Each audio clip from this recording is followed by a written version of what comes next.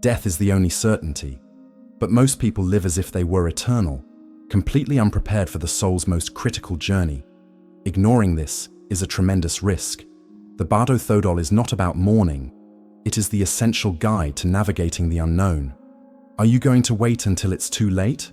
Let's explore the most crucial knowledge you've probably never considered, Suf Essential. How to prepare your soul for death. The Bardo Thodol, known in the West as the Tibetan Book of the Dead, is far more than a religious text. It is a map of consciousness for the greatest challenge we will all face. If you knew there was a detailed guide to your post-death journey, wouldn't you want to study it while you still have time? The Bardo Thodol is a practical map. The Tibetan Book of the Dead is not just meant to be recited at funerals. It is an operational manual of consciousness created by masters who deeply explored the intermediate realms. This knowledge was originally transmitted by the master Padmasambhava in the 8th century, kept hidden for centuries, and finally revealed when humanity needed it most, during times of great materialism and spiritual disconnection. The text works like a GPS for consciousness when it no longer has the physical body as a reference. Just as we wouldn't cross a vast ocean without navigational instruments, why would we face the greatest transformation of our existence without proper preparation? This wisdom is neither theoretical nor dogmatic. Every instruction has been refined through generations of practitioners who devoted their lives to understanding and mapping states of consciousness beyond physical death. Why is preparation crucial? Do you know what really happens in the moments and days after death? According to the Bardo Thodol, consciousness faces challenges we are rarely prepared for. First, we are confronted with the fundamental clear light, a luminosity so intense that most beings recoil, unable to recognize their own essential nature. Imagine missing the supreme opportunity for liberation simply due to lack of recognition. Next, visions appear that can seem terrifying to the unprepared mind. Peaceful and wrathful deities, intense lights, deafening sounds. The untrained mind tends to respond with fear or aversion, exactly the reactions that bind us to unconscious cycles of rebirth. Finally, we face the force of accumulated karmic impulses which, like powerful currents, drag unprepared consciousness toward rebirths not by choice, but by automatic mental habits. The post-death period is not merely a passive transition. It is an extraordinary opportunity with specific windows for complete liberation. Without preparation, these windows go unnoticed, and we remain at the mercy of karmic forces accumulated over countless lifetimes. We now understand the crucial importance of this preparation. Do you truly want to keep navigating blindly through the most important journey of your existence? Before I reveal the 4 essential practices of the Bardo that you can apply in life, subscribe to the channel, and let's gain this transformative knowledge together. A single click might be the first step in preparing your soul for the inevitable. Preparation in life. 4 practices. The genius of the Bardo Thodol lies in its practical applications during life. It's a deep inner transformation that must be cultivated daily. It reveals 4 essential practices we can and must implement now. 1. Deep self-knowledge. Self-knowledge in the context of the Bardo Thodol goes far beyond modern psychology. It is not merely about understanding behavioral patterns or emotional tendencies, but about recognizing the primordial nature of the mind, what the Tibetans call Rigpa. This fundamental awareness is described as empty of characteristics yet full of potential, a luminous presence underlying all mental experiences without being affected by them. It is compared to a mirror that reflects all images without being stained by any of them. To cultivate this recognition, the tradition offers 3 levels of practice. Shamatha, calm abiding, which calms the mind's surface waves to reveal its essential nature. Vipassana, penetrating insight, which discerns pure awareness from its transient contents. Advanced non-meditation, where the practitioner remains effortlessly in natural awareness, recognizing it as ever-present. This self-knowledge is not an abstract concept, but a direct, living experience. When we train to recognize this fundamental nature in life, we build the familiarity needed to recognize the clear light at death, the instantaneous portal to liberation. 2. Recognizing illusions and projections in daily life. The Bardo teachings emphasize that both our current reality and the post-death visions are projections of our own consciousness. The difference lies only in intensity and subtlety. Tibetan tradition compares ordinary perception to a dream. Just as we mistake mental images for external reality in dreams, in waking life, we do the same with our perceptual and conceptual projections.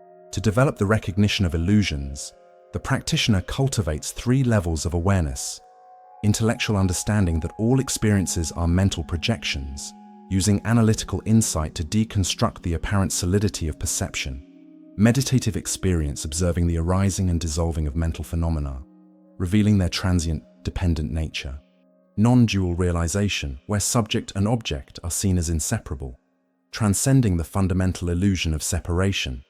This training is crucial because, in the intermediate Bardos, mental projections intensify dramatically. Those who have practiced recognizing the illusory nature of phenomena can maintain clarity even amid the most intense visions, recognizing them as expressions of their own mind. 3. Cultivating deliberate detachment. Detachment in the Bardo is not indifference or denial. It is inner freedom that allows one to flow with the transformations of existence. It is the ability to be fully present without clinging or rejecting. This detachment operates on 3 essential levels: detachment from possessions and external circumstances, cultivating generosity and voluntary simplicity, detachment from fixed identities and self-images, recognizing the self as a fluid process rather than a solid, permanent entity, more subtle detachment from concepts and mental structures, even elevated spiritual notions. In the post-death intermediate states, consciousness undergoes radical transformations that challenge any fixed sense of identity. The mind clinging to limited identities will resist these changes, generating suffering and confusion. The mind trained in detachment flows with these transformations, maintaining clarity even in the deepest transitions.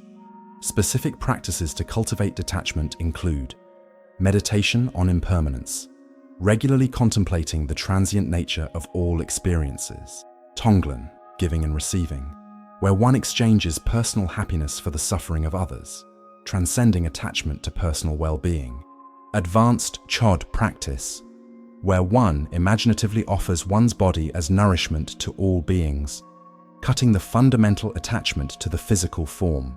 4. Developing mental stability through meditation and mindfulness.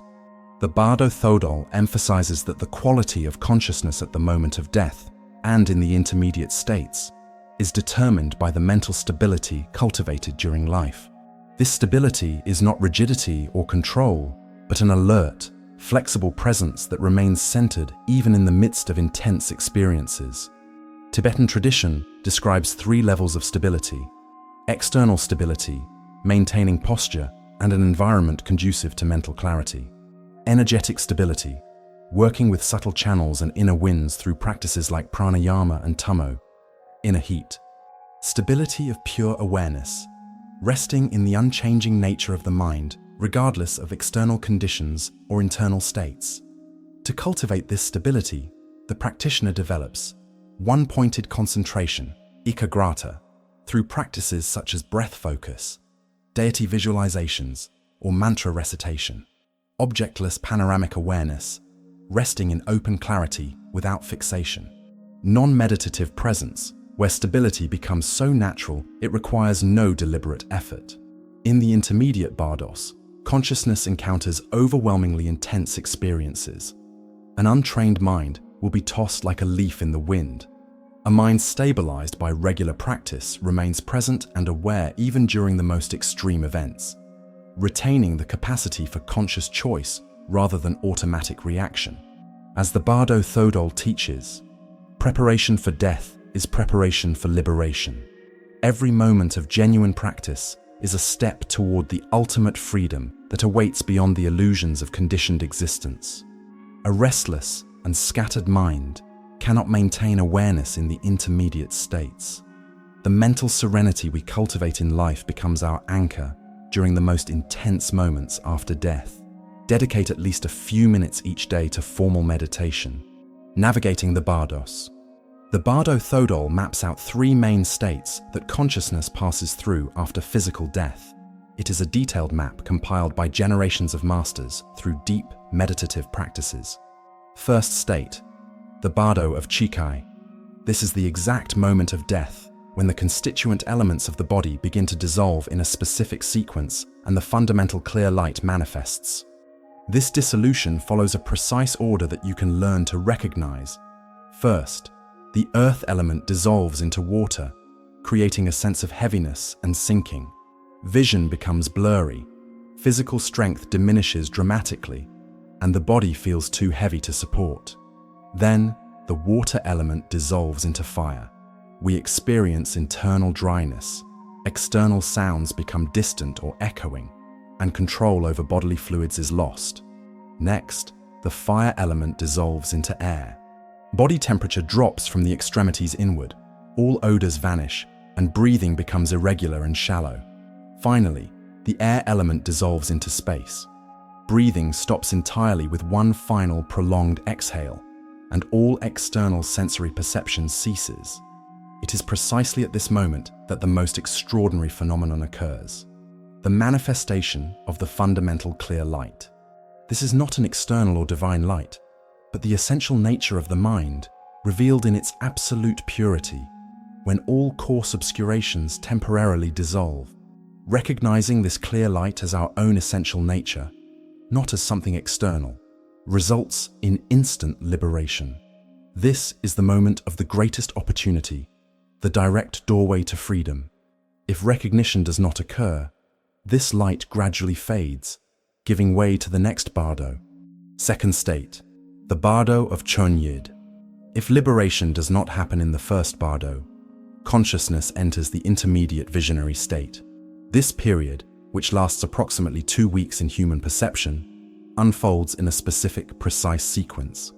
During the first 7 days, the so-called peaceful deities appear in a specific order. Each day is marked by the appearance of particular deity configurations, accompanied by colored lights, primordial sounds, and manifestations of intrinsic wisdoms.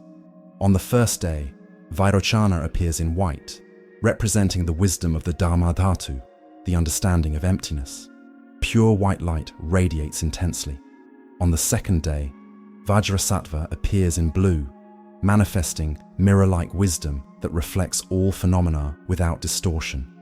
On subsequent days, Ratnasambhava, yellow, Amitabha, red, and Amoghasiddhi, green, appear, followed by the combined manifestations of these wisdom energies. To the trained consciousness, these manifestations are recognized as projections of one's own mind, not as external entities. This recognition offers multiple opportunities for liberation. If there is no recognition during this phase, the following 7 days reveal the wrathful deities. These are the same wisdom aspects, but in more intense, seemingly terrifying forms. They appear with multiple faces, many arms, bone ornaments, dancing amidst flames, not to terrify, but to awaken the consciousness that failed to respond to peaceful manifestations. The Bardo Thodol repeatedly emphasizes, do not be afraid. Recognize these manifestations as projections of your own mind. Even at this stage, recognition still offers opportunities for liberation. Third state, the Bardo of Sidpa. If consciousness still has not attained liberation, it enters the Bardo of Becoming, the state where karmic tendencies begin to manifest as impulses toward a new rebirth. In this state, consciousness experiences having a mental body, Manomayakaya, that can pass through physical obstacles and travel instantly.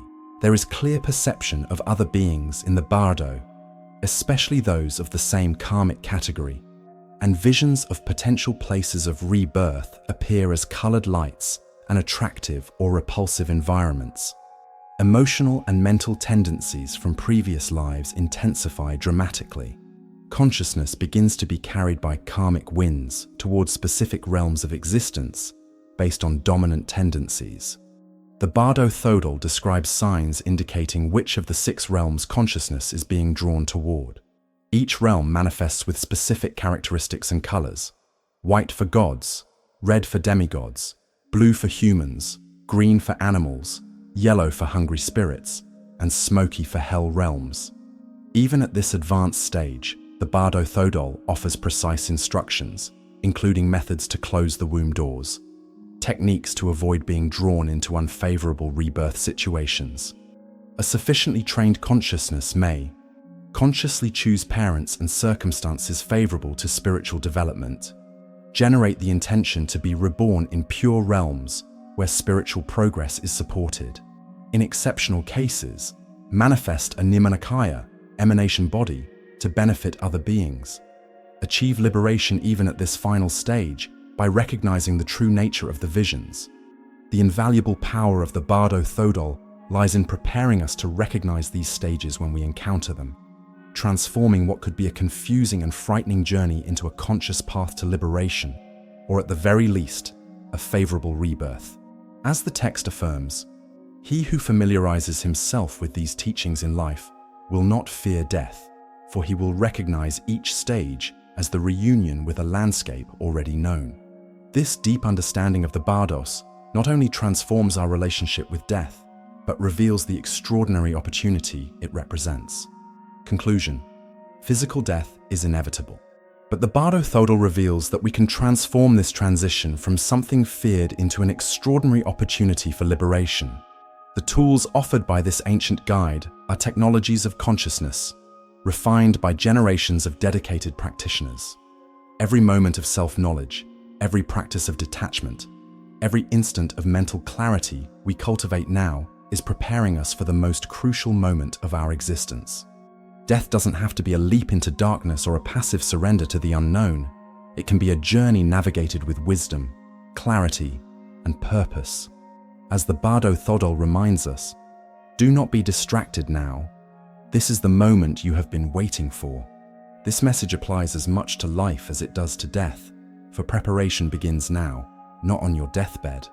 The question is not whether you will die, but how you will die, confused and fearful, or with clarity and understanding. The Bardo Thodol offers the map, but it's up to you to study it while there's still time. Remember, understanding death is not morbid. It is the path to a more conscious, meaningful, and fulfilled life. If you value deep spiritual knowledge that transforms, subscribe to the channel, leave a comment sharing your experience, or whether this wisdom is new to you, and activate the bell to receive content that goes beyond the surface. Your soul deserves this preparation, and together we can uncover the mysteries that await beyond this physical existence.